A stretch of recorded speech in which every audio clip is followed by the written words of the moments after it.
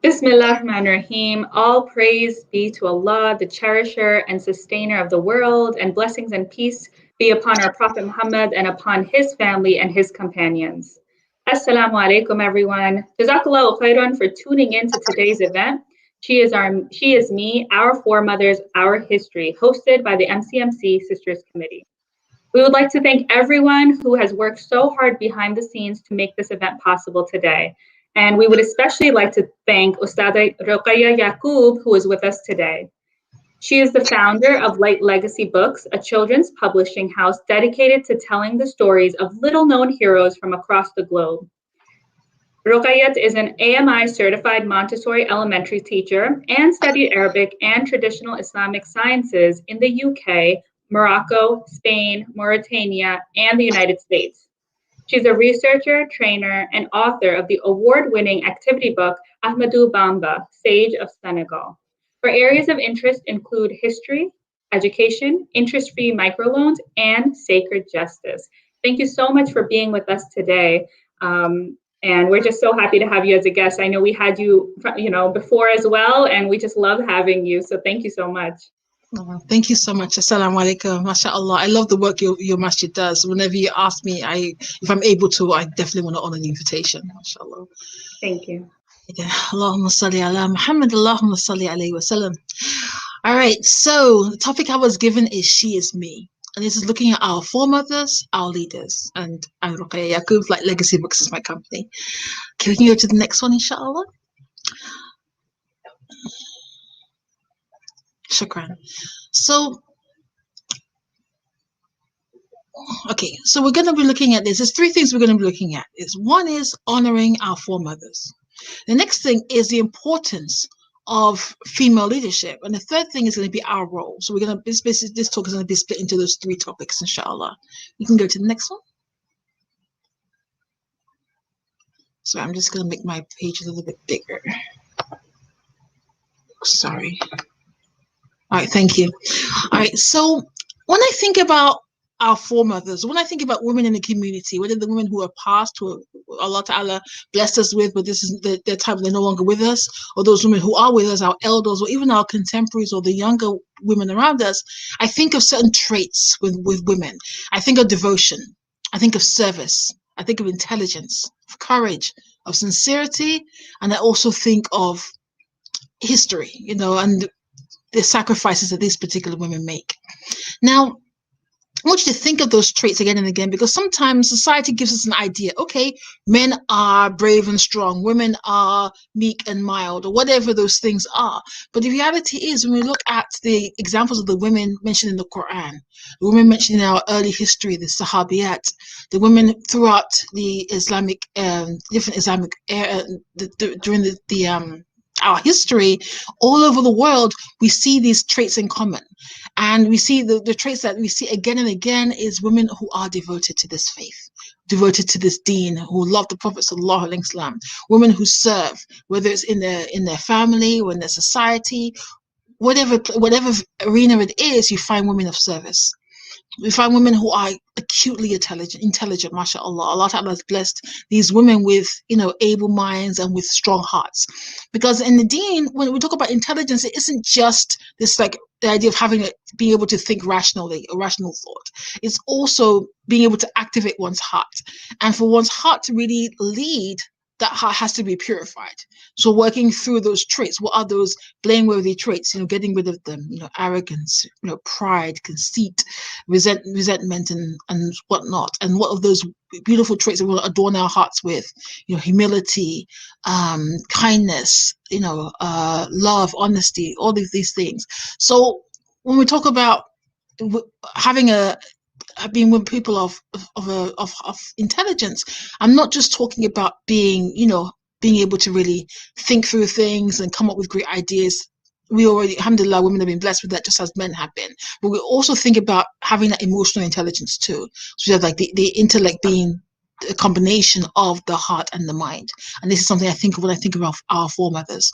I think about courage, because depending, whatever the situation is, you see women in different situations. We have some women who came over from other countries who living in America meant leaving behind family, leaving behind a support structure. Some of them came with young children. We have that situation. We have women who've lived through segregation in this country, lived through enslavement in this country, lived through all of the injustices up until this present day, and are facing each day with courage and with grit, even though it's just relentless. The difficulties are relentless. So this is something that I really see in the women that came before us and the women who are with us now, is the idea of courage. And the idea of sincerity is that people are doing it because they want good. They want good for the people around them. They want good for their family. That's why they're in service to them. They want good for society. That's why they're standing up for justice, or standing up for, quality education, or standing up for, areas for women to be able to pray, to be able to have classes and worship. Whatever it is, I see these traits again and again and again. This desire for good. And I think, so I wanted to really start with those particular traits. We will ask ourselves, okay, how do we honor our foremothers? One of the first ways I would say we do that is by identifying the character traits that they had. So when you learn about somebody, like somebody might pass away in your community, or somebody you might have a deal of love for, an auntie in the community, or whoever it is, take time to think to yourself, okay, how is this person? When I see them, how are they? Do I see them with a smile? Do I see them, just quietly going about doing what they want to do? Or for some people, they might not be quietly going about, and that's okay. It's okay to be able to, assert yourself when needed, and be able to raise your voice, especially if it's in service for other people. I think about Mother Khadija Faisal, who was, born in 1899. She died in 1992. She lived a long life, mashallah. Her and her husband established one of the first masjids in New York. This is the State Street Masjid. I was reading an article by Dr. Suad Abdul Khabir, and she was talking about how her mother used to go to that masjid that they established. And one thing he said is that Mother Khadija, when it came to women's prayer area, she didn't play. Those are the words she used. She was very intentional, okay, you have to make sure women have access, whether it's classes, whether it's the prayer area, whether it's,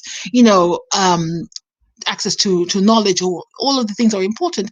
This is something that was important to her. And she used her position and her voice to make sure that was put in place. So I want us to realize that sometimes we think of women are meek, men are, out there and speaking. That's all arbitrary, really, because in some situations it's important to speak and get things done. In other situations, it's important to keep silence, and that's for men and for women.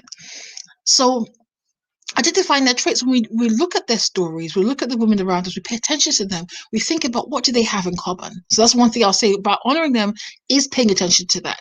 Because when you pay attention to it, you know what things we can take on in our lives. What kind of character traits can we imbibe so that we can be like those women? And when we look at it, many of these character traits, if you go back to the character traits of the Prophet ﷺ, you're going to see the same thing there. Devotion to Allah, service to humanity. When we talk about the Prophet ﷺ, some theorists classify his leadership style as a servant leadership style, because he was always seeking to serve. And even though he was the most powerful person, especially in that area at the time of his passing, rahimahullah, he was always in service, and he never put himself as higher than anyone else around him, even though Allah Ta'ala had blessed him had elevated him in so many different ways. And this is an example that I see in these women. You think about the idea of intelligence, it's the same thing. So when we look at these traits, it's going to remind us of those character traits of the Prophet. And this is why it's important. I think your Masjid was doing this recently when you were doing the Shama'il, is learning the character traits of the Prophet so that you can identify those traits in the people around you. Because sometimes seeing somebody embody those traits can be a lot easier to take them on. When you see a sister, being really patient, with her kids, or talking things through, or being really, very kind, or just whatever those traits are, you're like, oh, this is how I can live this particular trait in my world and in my life. So it's important to pay attention to these things when you're around these women, or when you hear their stories, is really think about what are their traits. And also alongside that, learning more about the Prophet, because you're going to find those same traits in him. And I think one of the things that make these women amazing is that they were seeking to be like Rasulullah, and it's important for us to bear that in mind. Another thing I will say about honoring our foremothers is telling their story. it's important that we tell the youth around us, as well as become familiar ourselves with their story. So those women who have passed, and I'm sure any community you go to, they can probably tell you those women who helped build that masjid, who helped establish that masjid, who were always there at the iftars, making sure people had what they needed, who were always there organizing fun things for the children to do, who were there, teaching the children and the adults in the community, who were there making sure that, the things we don't always think about, but things can't run without them. They were usually the ones who were thinking about those things and making sure those things were done. So when we tell their story, we're remembering what they did. We're remembering their sacrifices, and we're reminding ourselves of what we need to aspire to do. And we're also making our young people realize that this didn't just come out of nowhere. MashaAllah, we have these beautiful masjid, MCMC, whichever masjid it is. But these were some of the aunties who were the backbone of the masjid, who make sure that, we actually have this masjid around us. And I'm sure if I were to ask anyone listening, you probably could name some of those people. So the point of my talk today really isn't to name different women, because doing a quick Google search, you will find so many amazing women. A lot of research has been done and things have been put out there where you can find the stories there. But more I'm concerned about today is really the principles that they live by, and then we being able to identify them, because sometimes we don't even see them. We're just so used to them being there, and the only time we realize that they were there is when they're not there, and then we're like, oh, there's an escaping hole, right? But the importance is in honoring them is really paying attention and thinking, how do we model, how do we take on their example, how do we live like them, how do we impart that story so the young people around us realize that these are heroes, these are special people who have dedicated their life in service, devout to their Lord, who face so many different odds with courage, so that our children know these stories of greatness, because they need to hear those stories, because that's what's going to make up who they are when they realize, oh, the people of before me did XYZ, I can do that too. As the saying goes, what has been done can be done. But if we're not transmitting those stories, and these are really important, and across cultures, whether it's a story of a petition and what some families went through, whether it's a story of immigration from East Africa or West Africa, or stories of enslaved ancestors who held on to their faith by, through so many difficulties, through terror from the wider society, yet holding on to these things as much as they can. These are stories that we have to transmit to our children, the stories of the men and of the women, inshallah. And then following their example. And I think I kind of mentioned that already. So as we're looking at paying attention to what they did or are doing if they're around us right now, we're telling their stories, we're keeping their memory alive, but then we're also following their example. So when it comes time to, organize, a craft session for the children, you're like, I'm going to go do this, or I'm going to volunteer along with those aunties to help them. So it isn't just them doing it all the time. Finding ways to be with them, to get kind of like this mentorship where you're benefiting from them, especially the ones who are around us, or the ones who are past. Remembering them and telling your kids, when I was younger, there was this particular auntie and this is what she did in the masjid. How about we do a collection? Or how about we do a cleanup? Or how about we do XYZ? Because this is what she used to do. And that way we're passing on these ideas and these traditions to our young people. And teaching about their lives too. Because even though I'm not going to go into detail about anyone's lives right now, but there are people around who are really important. I'm going to go through some of them through the slides, teaching our kids these. And I actually there's Rabata, which is an organization that's committed to positive cultural change, a women's educational organization. They have a whole series of lesson plans on great Muslim women from around the world. And they designed it because they wanted to have material so that if a teacher wants to teach about a Muslim woman, they can do it properly. Because sometimes people are teaching and they're not doing it properly because they're gathering all this information that sometimes has some bias in it. Whereas this information really, highlights, and you've got women from the United States of America, from Malaysia, from India, from Nigeria, all of these different places, so that we can see how vast our deen is and how all these different women from different backgrounds, we're all benefiting from them because they have the same traits, the same character traits that they're holding on to. And also making dua for them and doing good deeds on their behalf. This is something that's really, really important. is that when we do remember these people, we say, Ya Allah, have mercy on them. If they have passed, Ya Allah, increase light in their grave. Ya Allah, reward, and doing good deeds, asking Allah Ta'ala to give them the reward of it. Or doing something like, for example, they taught you something good, carry on with that. And that way, every time someone does that particular thing, it might have been somebody who taught you how to read Quran. It might be somebody who taught you how to make a particular meal. All of these things are valuable. And when you carry on doing it and you keep passing it on, each person gets a benefit, and then that initial person who taught it gets a benefit too. So these are some things that we can do to honor these great women. You can go to the next one. Okay, great. So here, until the lion tells his side of the story, the tale of the hunt will always glorify the hunter. This is a Zimbabwean proverb. And the reason why I mention it, we can go to the next slide, is that especially Muslim women, the society is fascinated with telling the story of Muslim women, right? And it's not told very well. Think about that movie, Not Without My Daughter, as subhanAllah. And it's being shown in some schools in this country. They actually show it in schools because, you know, the hunter is telling the story.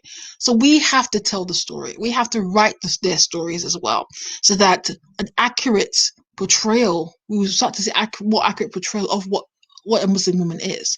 And when we're telling our children, even if society might fill their heads with, oh, Islam does this, Islam does that, Muslim women this, Muslim women that, they're like, no, that's not true. I see my aunties, I see them. I know the women in my masjid, I know the young sisters and what they do. And I've read these books as well because they have this material and they're very sure and certain about who they are and what their history is, inshallah. We can go to the next page. And this is a depiction of a sheikha who lived in northern Nigeria in the 19th century. She was a scholar, educator, a writer, and a community leader. And she actually wrote a poem about Muslim women. And it was a translation, but she added to the poem. So in this poem, she talks about the women of the Sahabiyat, you know, Aisha and Salama, all these great women, you know, Asma, bint Abu Bakr, and all these wonderful women. And then she adds women through the ages like Rabi'a Adawiya and Sayyidah Nafisa and all of the great scholars and muhadithat. And then she adds the women of her time, because she's helping the people in her community realize they are part of global Islam. They are part of this great story of Muslim women. They're not just, you're just there in this city or that city, but no, you're part of this whole great lineage and you're connecting to it. And I think it's really important for us, when we tell the stories of these great women, to highlight the women of our societies and those great women too, so that we're showing that there's still that connection. We're part of a global story. We're not just, you know, a separate entity. And I think it shows our children as well that, wow, look at this line that we came from. We're not just here by ourselves, because sometimes our children can grow up feeling like that. They're in a society that doesn't always respect Muslim women or marginalizes Muslims or marginalizes you because of your color or the language you speak at home or whatever it is. But to know that at a global level, you really mean something, it's very powerful to give to our children.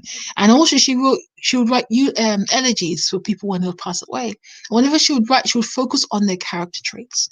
She would write about, the sultan or whatever scholar, male or female. She wouldn't talk about their victories in battle and their wealth or whatever. She would talk about their humility, their kindness, their generosity, their service, because she was trying to remind her audience that's what matters. And that's why it's important for us to tell these stories, because that way we can point out what really matters to our youth and to our peers, inshallah. We can go to the next one. All right, so follow their example. We talked about telling their story, but also follow their example. So some of these you might already know.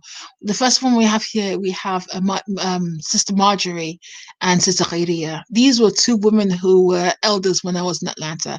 Mashallah, may Allah Ta'ala have mercy on them both. They've passed away over the last few years. May Allah Ta'ala increase the light in their grave. These are women who were just of service. They were, regular professionals. They, one was a social worker, the other one was I think she was a project manager, but she came from like a science background, but that's the work that she did. So they had their usual 9 to 5 jobs, but in the community, they were always there of service. And one particular project I wanted to mention to you was a Rites of Passage program. So Rites of Passage, if you're not familiar with it, is normally a program that girls go into at the age of about 13, where they work with female mentors who prepare them for adulthood. So they're learning about different aspects of life, whether it's the financial side, whether it's a biological side, whether it's just thinking about the kind of career you want to go into, whether it's just gaining skills or being of service. And it's something that one of my older girls was able to do, mashallah. And these are women who, they just make you feel valued and loved, and they're always serving, and they're just, it's kindness, subhanAllah. And they didn't have to do that. They could have just, okay, I finished work, I'm just going to be home and look after my family. They were like, no, I want to be of service to others. And mashallah, may Allah increase them. And then next to them, we have Sister Khadija Rivera, who was a Puerto Rican da'iya. She was somebody who did, spent a lot of her time doing da'wah, teaching people and trying to serve her community. This is the Spanish-speaking community, because around the time she converted, there wasn't a lot of literature in Spanish. So she was trying to really make things available so that other people from her background could see Islam as a viable option. Because sometimes people don't even know what Islam is, because they might not have access to what it actually teaches. And the only idea they might have is what the TV says or shows or whatever. But she was somebody who, started an organization in order to educate that particular the audience about what Islam is, and she dedicated her life to that. May Allah increase her and increase the light in her grave. I mean, then we have, many of you might be familiar with her. She was more of a public figure. This is Amina Assembly, who is the woman who actually championed bringing in the Eid stamp. So some of you might have used it before. It was her dedication that really got that going. And she was somebody who spent her after coming into the faith, she spent her time doing da'wah, teaching people, and really being somebody of service to the ummah. And then on the last end, we have Sister Nimira Zarzor, who's of Arab descent, and she was someone who I think lived in the Detroit area probably for about 30 years, maybe even more. And she was just of service. She was somebody who was always, she was a counselor, professional counselor, and she was somebody who was always finding ways to serve the Muslim community and the wider community, mashallah. We can go to the next slide. So this is like the curriculum I was talking about. So if you go to https://www.rabata.org/leadership and legacy, you will see this, and you have 7 of them, 7 lesson plans, and it goes into detail. This is something you could actually just take to your school. I mean, look at it first and see if you want to use it, but you could use, it's actually already prepared. It's got the standards in there, it's got activities, it's got stories, it's got everything you need in order to bring these stories of these great women into the classroom or your homeschool. It doesn't have to be a classroom. You could something you can do at home. And we've got, like I said, from Malaysia, we've got someone who's a white American convert.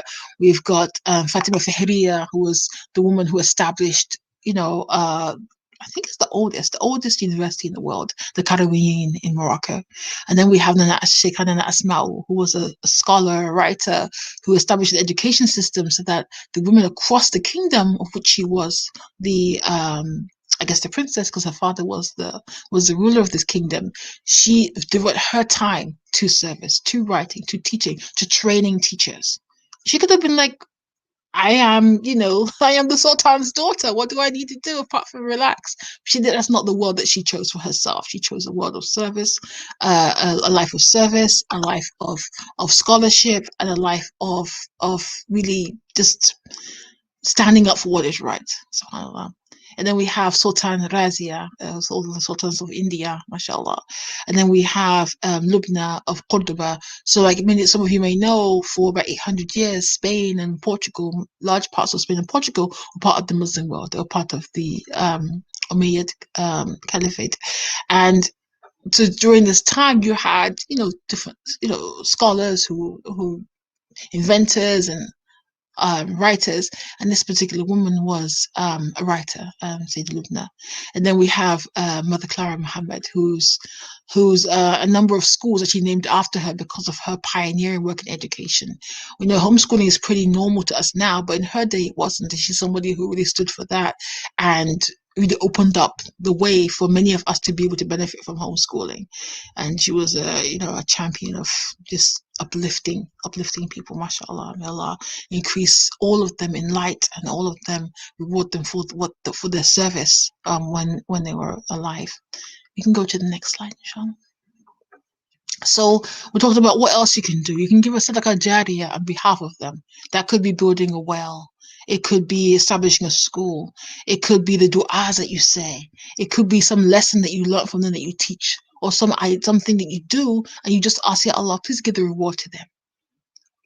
Or building people and building infrastructure. And I mentioned both of these because sometimes you think of it like, oh, it can only be great if you build something big, like education system, or you build a school or a hospital.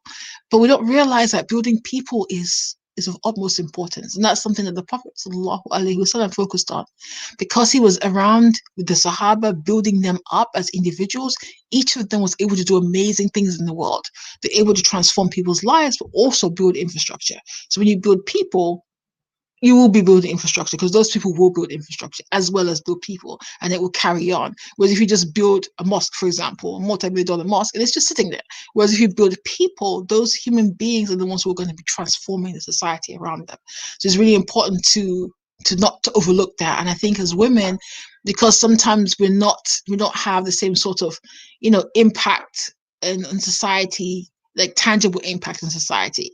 We might say, okay, where is the tafsir written by a female scholar, or where is the the hadith books written by a female scholar? And we ask all these questions thinking that that's the measure of greatness, not realizing that studying these things and teaching them is a measure of greatness, because many of the hadith scholars had muhadithat, i.e. female hadith scholars, in their chain.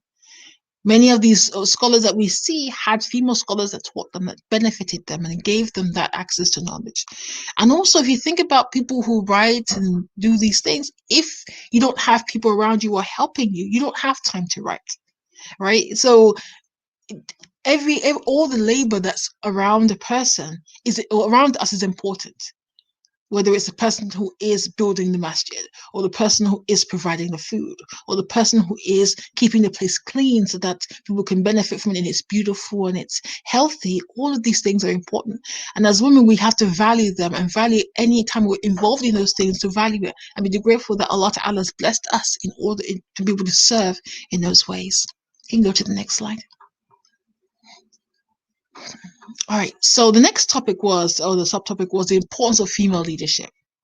And I thought about three things. One is it channels the gift of rahmah. So you think about women, we have the gift of rahmah. Allah Ta'ala has blessed us with a womb. And for the word womb, it comes the word rahmah, rahman, and the word rahim. They all come from the same root, that idea of loving kindness. And it's something that is present in a woman, whether she gives birth or not. Because sometimes we might get caught up in, the importance of woman is to have children and to raise them and things like that. The reality is the importance of all of us is to worship Allah. That's what Allah Ta'ala created us. And our worship can be through different ways. And it's not all going to look the same. When we come with that intention of worship, then we're rewarded for it. But you might do all the good imaginable, but there's no intention. The intention might be to show off or to whatever it is, and then we lose out. So we should recognize that this is something that all women have been gifted with. And I think that brings something special to leadership. When you're leading from a place of loving kindness, you are making the heart central. And when you're doing things, you're really thinking about how it's impacting people. And then some people might say, well, that's too messy, we're dealing with emotions. And the reality is human beings have emotions, and human beings are messy. We're not robots, we're not angels, we're human beings, and we deal with anger, we deal with sadness, with resentment. But when you're coming from that place of rahmah as a leader, whether it's amongst women or just amongst society in general, you're going to bring something different from somebody who's not coming from a place of that. And this doesn't say that men can't, because if you think about the leadership of the Prophet, it very much was rahmah driven. It was, if you think about how he was about people, and when he had to implement things, he did, and he did treat people when he needed to be treated, in a very strict way. Like certain people who were impacting the safety of the community, he did that. But for the most part, he was just, what does the Quran say about him? That was the word that's used. He was loving, the loving kindness. That's how he treated people. He was somebody who was very much concerned about the human heart and how precious that is. And we see this over and over again in the way he acted, the way he treated people. If you look at the Shama'il, I like to go back and again and again to the Shama'il, because in the Shama'il, that's where you get to see who was the Prophet ﷺ. In the Sirah, we get to know what happened, what and where and when. But in the Shama'il, we get to see how did the Prophet ﷺ interact? How did he talk to people? What was it like being around him? And I'll give you one example. I think many of you know the story of the early Muslims who were being persecuted, and the Rasulullah sallallahu alaihi wasallam encourages them to go to Aksum, which is the name of the kingdom that is sometimes referred to as Habasha or Abyssinia. He asks them to go there, and he says, "In there is a king who is truthful and is a king who is just and is a land of truth." So the Muslims go there, and they're there, and they find refuge. MashaAllah, the king welcomes them, and they are treated well, and they have what they need. You have to remember, during that is a time when things were very harsh in Mecca, so food was scarce. You were likely to be persecuted, and it was a very difficult time. So those people who went, they experienced the goodness there. But the Meccans were not happy with that. They're like, what? How can this be? How can we have all these people just leave and go to this other kingdom? So they send, Amr ibn al-As and someone else to go, bring them back. And as you know, the story goes, he goes to the king's advisors, to the king, tries to give them a bribe of all these gifts, and says, "Oh, let us take these people back because we know best how to deal with them." And the king's like, "Well, I want to hear both sides." And this is why the Prophet, one of the reasons why he told us he was just, because one king could just say, "Hey, these are my gifts, thanks, take your people." But he's like, "No, I want to hear both sides because they came to me for a reason. I want to hear what's going on." So the king and Najashi listens to what the Muslims have to say. Ja'far is their spokesman, and he speaks and he explains all these things. The reason I mention the story is that Amr ibn al-As in this story is basically one of the villains in the story. He's trying to get the Muslims to be extradited so they can continue so the Meccans can continue their persecution. So this is how he starts out. Yet a few years later, that same king becomes Muslim, right? That same king gives da'wah to Ammar, and he tells him this is the truth. And he says other things to him, and Ammar accepts and he becomes Muslim. So Ammar ends up moving to Medina. When he moves to Medina, he's with the Prophet ﷺ. And the Prophet ﷺ, he has a special kind of love, which I like to refer to as transformative love. The way that the love that he gives people is like it radiates, and when it hits you, it transforms you. So with this particular person, it transforms him. So much so that he believes that he's the most beloved to the Prophet ﷺ. And yet he says in the hadith literature, he goes to him and he asks him, "Who is most beloved to you?" Because in his heart, he was like, it has to be me. And the reason why is because when the Prophet ﷺ was interacting with him, that's what he felt. And that's what everyone around him, all the Sahaba, felt that way. And I think women had that potential to lead with that kind of love. And even though the society might tell you that it's weak, look at the state the society is in. And there's a lot of strength that comes from having that kind of leadership, actually.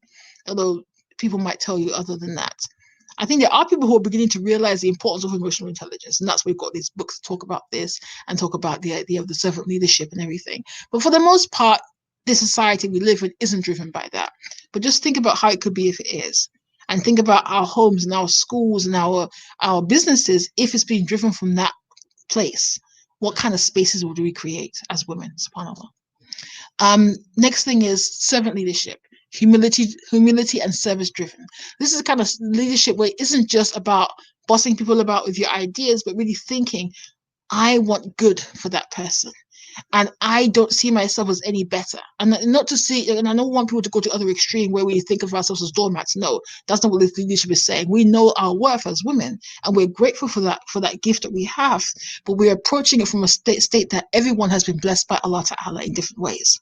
So I, as one woman, can't kind of lord over somebody else, because Allah Ta'ala created me, Allah Ta'ala created that person. So you kind of come with humility. And when you come with service, you're recognizing that all you can leave behind in this world is the good deeds you do and the people you impact, whose hearts are going to be full of love for you, they're going to make dua for you. So when you come with humility and service, and that's how you drive your leadership, it's going to transform the areas around us.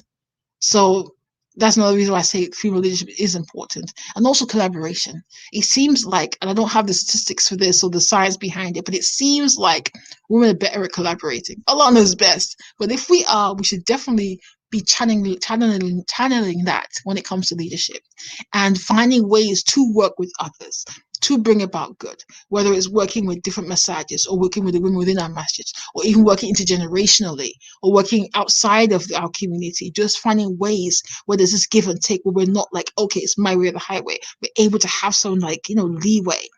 And when I say leeway, I don't mean in a negative way, but just in a way that, okay, I can agree to do this particular thing and I can work with this particular person. Maybe it's not exactly how I want to do it, but doing it this way will be of benefit, and pulling our resources will be of benefit, and being able to really the idea of really working with others in order to bring about good, inshallah. We can go to the next one. All right, the third thing was our role. So you think about our role, what I see so many facets to it, but one is because of our devotion to Allah Ta'ala, it can drive what we do, inshallah. But in order for us to really be the kind of women that people can really benefit from without draining ourselves out, we have to think about how are we going to be, okay? And when I say devotion to Allah Ta'ala here, I'm talking about fueling ourselves through our worship, because we have to fuel ourselves spiritually through the tahajjud that we do, through the sadaqah that we give, through the Quran that we read, really fueling ourselves, not saying, okay, I'm going to give, and then there's nothing left. Whereas when you decide, okay, I'm going to have some what we call boundaries, right? My boundaries are, I have to have time for my ibadah, for my worship. I have to have time to recite some Quran, even if it's a page or two. I have to have time to do my dhikr, where I'm doing the different du'as and different things that I know the Prophet ﷺ taught for us to say, like after the prayers that we have and throughout the day.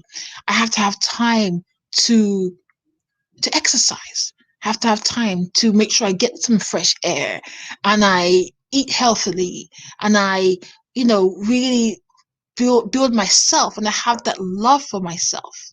That way I can give. If not, we're just going to give till we get to a breaking point, and then what's left? What's left apart from a broken person, right?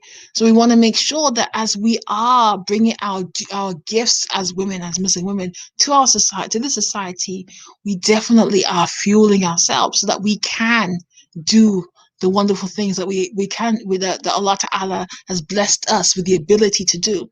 But we have to be able to tap in, and that's where things like boundaries come in. The idea of self-care, and self-care can mean whatever it means to you. If it means having time to relax, then it means that. If it means having time to work on projects that are special to you, it means that. If it means having a particular exercise routine, whatever it is that helps you have balance. Because as women, there's so much that society pulls on us. Even if we don't have children, there's so much that we're involved in. And because of our nature to serve, we end up serving anyway. That's what tends to happen. But if we don't fuel ourselves spiritually and physically and mentally and have healthy boundaries, we end up wearing ourselves out and not being able to fulfill our potential to ourselves, to our family, or to society. So don't think of it as being selfish if you say to your children, okay, after 7 o'clock, Mommy's done. I need to go read some Quran, or I need to go drink a cup of tea, or I need to go lay down, or I need to go read a book. It can be about anything, or watch a show, or whatever it is. It's important to have downtime. It's important to have some time where you can rest and relax, and some time where you can worship, and some time where you can do these things. And it's going to look different for different people at different stages of your life. When your children are very little, it might not be a lot, but at least trying to hold on and doing something. It's really important because your children are paying attention. And when they see that you value these things, they're going to think these things are important. But if we make everything about our children and we don't make any time for ourselves, we create these creatures who believe that they're the center of everything, not realizing they're important and they're loved, but they're not the center. Allah Ta'ala is the center of everything, metaphorically speaking, of course, and therefore everything revolves around maintaining the trust that we've been given in our bodies, whether it's our physical bodies, our hearts, our mental health. So I'll just say here that, we have to have that devotion through our ibadah and our intentions. Have to love ourselves. And it's okay to love yourselves. It's important to love yourself. And that way because the thing is that if one person doesn't really love themselves, it's very hard to love anyone else. To have real, healthy love, I'm talking about. It's hard to have that if you don't have love for yourself. You have to have, and when loving yourself means you're content with what Allah has given you, but you're still striving. Because you don't just say, well, Allah's given me this, I can't do anything else. No, that's not what we say. But then we don't have this resentment and feeling that we're missing out and we've lost this, we don't have this, we don't have that. No, alhamdulillah, I have what I have and I'm grateful. Yet I will continue to strive because I don't know what the limit is of my risk, of my provision. And I'm not going to know unless I go out and look for it. When I say go out and look for it, I don't necessarily mean going out looking for a job. It could mean that, but it might mean that you're supposed to write. It might mean that you're supposed to, mentor people. It could mean so many different things. And this is why we're making istikhara. We're asking Allah Ta'ala for guidance. We're finding ways to serve based on the gifts that Allah Ta'ala has blessed each of us with. Modeling love, healthy living, making mistakes, because as human beings we're going to make mistakes, and our children need to understand that it's okay to make a mistake. Because you think about the story of Iblis, one of the things here is that he made a mistake, but he was too proud and he didn't have the skills to be able to fix his mistake. Whereas when Adam alayhi salam and Hawa alayhi salam made a mistake, they made tawbah, they turned to Allah, they asked for forgiveness. And that's the path of the human being. We are going to make mistakes because we're human beings. But the point is we turn back. We don't beat ourselves up and say, oh, well, what's the point? Or, oh, I can't be a good mother or a good wife or good sister or whatever it is. So we have to be able to model that because we can't, some things are not going to be things we're going to teach outright. Some things our kids are going to learn, and the people around us, because it might not just be our children, but people around us are going to learn by seeing us. Do they see us having healthy boundaries? Do they see us taking care of ourselves, eating healthily, exercising, worshipping, saying no politely? I mean, politely saying no sometimes, because sometimes it's okay to say that. It's okay to say yes. It's okay to say no. When they see that, they're learning as well that, oh, I can be of service and yet not make it something that causes me not to want to serve, because that happens sometimes to people when they do burn out. And also teaching our children how to process emotions. And the best way to teach them, and someone saying to them, oh, don't get upset, is them seeing us when things are difficult and we're taking a breath, we're drinking some water, we're sitting down, we're saying, I'm really upset about this, I need to pray on it. I'm really upset about this, I need some time. Like if a kid does something, you might just say to them, I'm upset about what happened just now. I don't like what happened. So, but I don't want to speak to you in anger. So I'm going to take a moment and then we're going to have this conversation later. These are all things that not only are you doing things that are healthy for yourself, but it's also healthy for our children. And because we're nurturing and we're building people, we have to definitely nurture and build ourselves, inshallah. And Allah knows best. I think we have the last slide, which has some resources that I was going to share. So 3 things. All of these are more educational resources. So Rabata has a lot of different things on his website. So I'm not going to be able to do justice right now. So you just go and check it out. The classes, the spiritual community, there's all kinds of workshops on writing, on finance, on the women's fiqh. There's all sorts of things you can find there. And then the Rahman Foundation is it's a bit similar in that it's classes as well. But I also think they have children's classes. And I think Roberta has some children's classes too. And then Taysir, I actually was taking a class called Introduction to Investing, which I thought was a really amazing class. And the thing I liked about it is the teacher was really getting us to think ethically about it. Not just about, how are we going to make money, but what is our responsibility? Are we going to make money at the expense of someone else hurting? Are we going to go flip a house because we know we're going to make a bunch of money, but what impact is that having on the community that was living there? Just things like that. So you can check those things, those websites out, inshallah. And if there are any questions, I can answer them.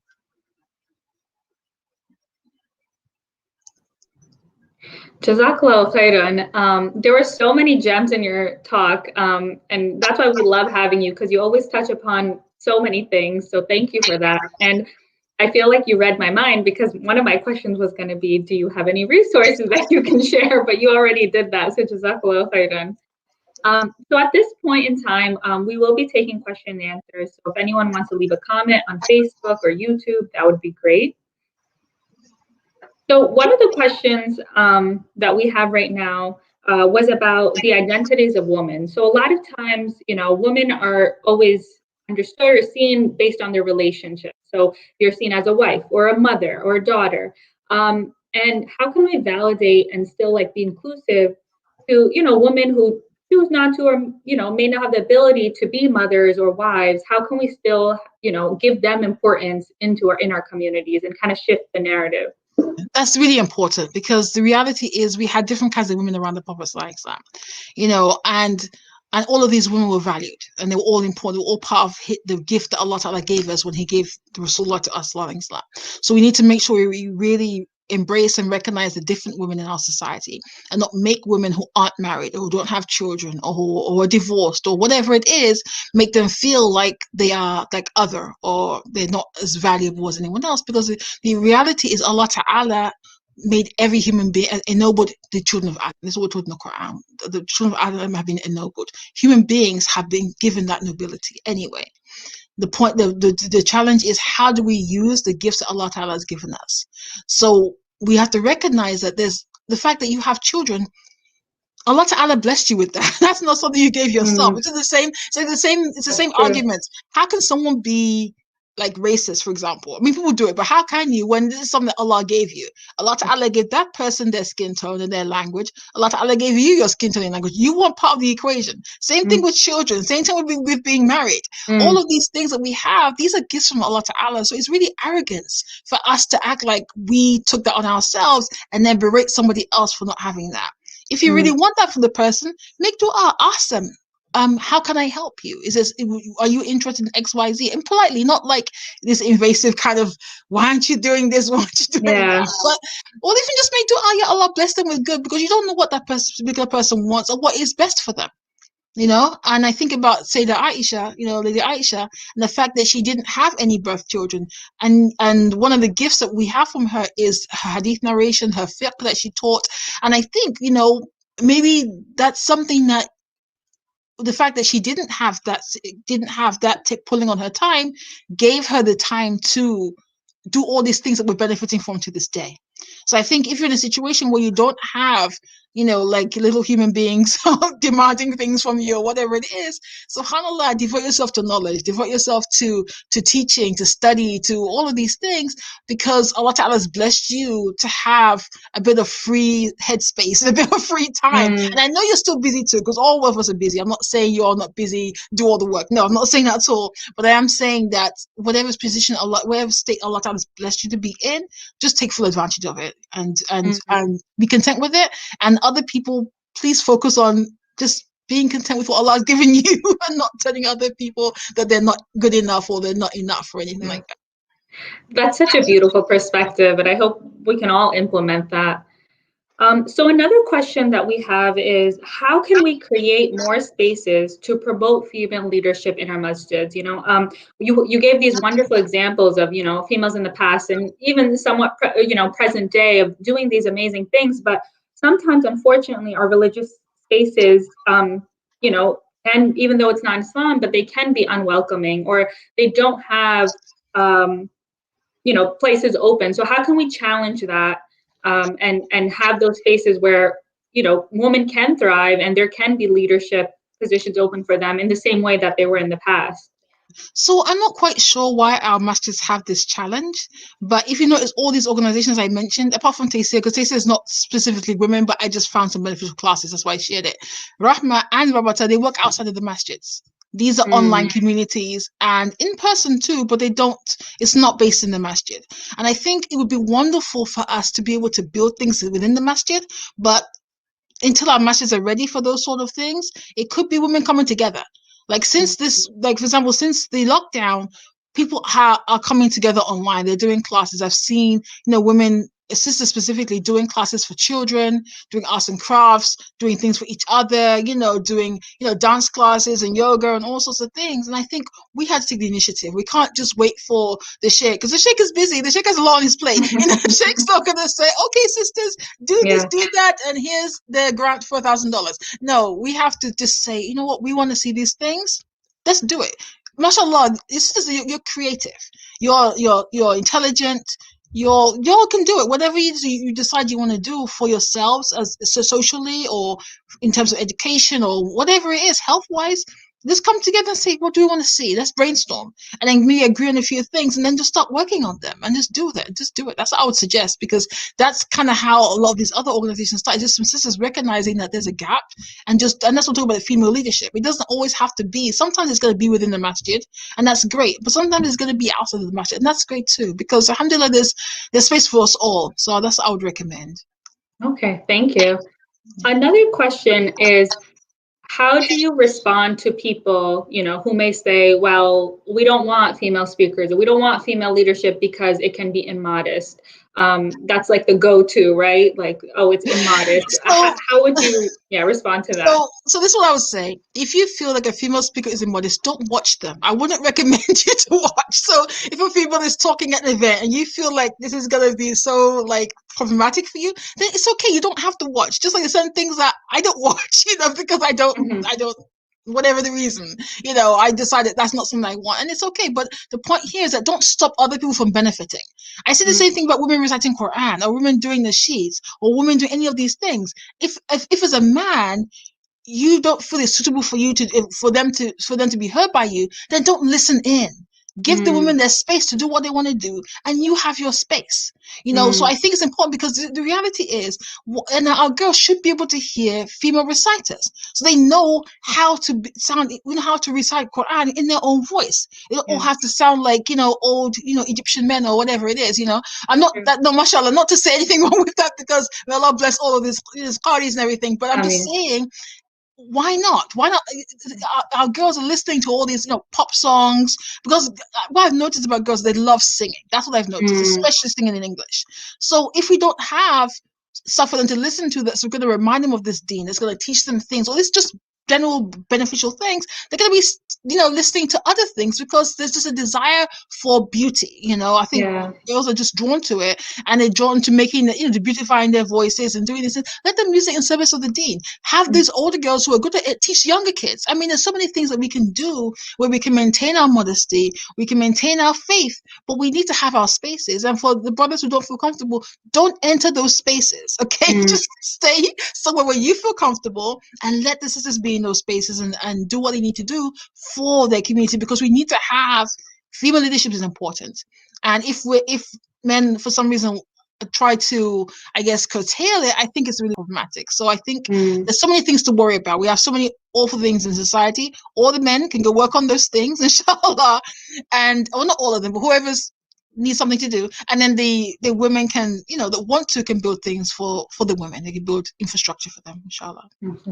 Jazakallahu khairan. Thank you so much for that in-depth answers and the in-depth presentation. I mean, I feel like I'm walking away with so much, and it was such an empowering talk. And we'd love to have you on again. It was always a pleasure having you, and just know that we'll probably be inviting you again for more, inshallah. No, alhamdulillah, it's always an honor to be here, mashallah. May Allah Ta'ala continue to bless you and the community and all of the people listening and our families. Ameen. Ameen. So we'd love to just wrap up with a little dua, and then that will be all, inshallah. Then Allahumma salli ala Muhammad, Allahumma salli alayhi wa sallam.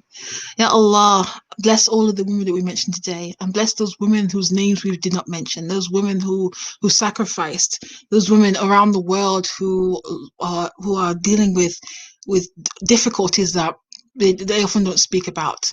It could be their children, it could be their spouses, it could be their in-laws, it could be their siblings, whatever those problems that they're dealing with. It could be their workplace, it could be school. Ya Allah, give them ease. Ya Allah, give them guidance. Ya Allah, increase them and elevate them. Ya Allah, increase the light in the graves of our foremothers. Please bless us to take on their character traits. Bless us to remember them, to do good deeds on their behalf.